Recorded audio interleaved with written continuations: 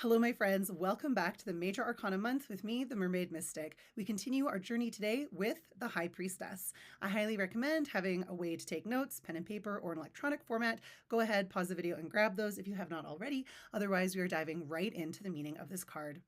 So here we have a figure dressed in a blue robe. They are holding a scroll. At their feet is a crescent moon. On their head is a crown with the three phases of the moon. They are sat between two pillars. Behind them is a veil with pomegranates, and behind that veil is a body of water. The moon at the feet and the lunar crown represent the connection to the moon in the High Priestess. The moon is all about that which is unseen, the subconscious behind the scenes. The moon also has to do with psychic abilities and changing phases. So when the High Priestess comes up, this could indicate that intuition is being increased and possibly for some psychic abilities as well. This is the ability to reflect on that which is not seen in the physical world. So this is going into the subconscious and also the spirit world.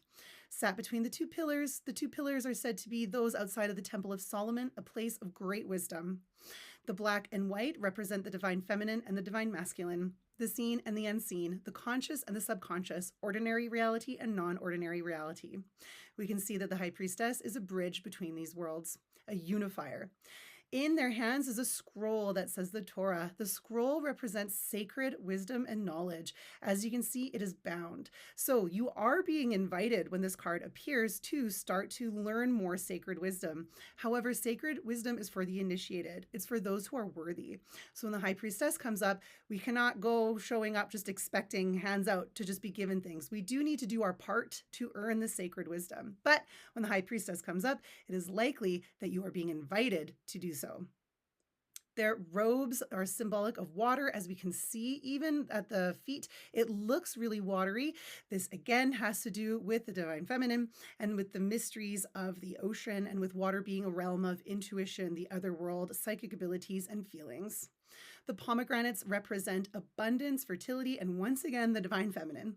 So this is also a reminder that sacred knowledge is delicious, sacred knowledge is pleasurable, and sacred knowledge can bring a lot of rewarding fulfillment to our material worlds.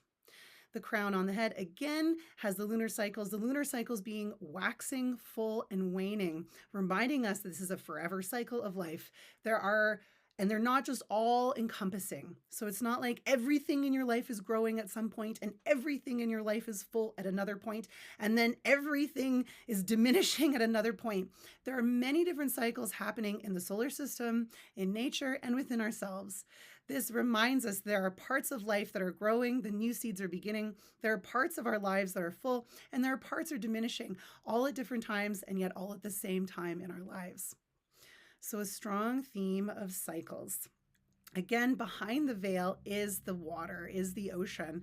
This is the veil to sacred knowledge, to the wisdom that only the initiated get to learn, as well as to the secrets of the universe and, someone could say, non-ordinary reality or the spirit world.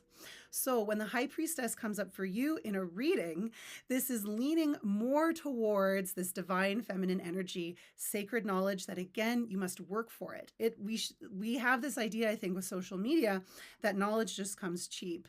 The secrets of the universe and ancient wisdom do not. We must earn them.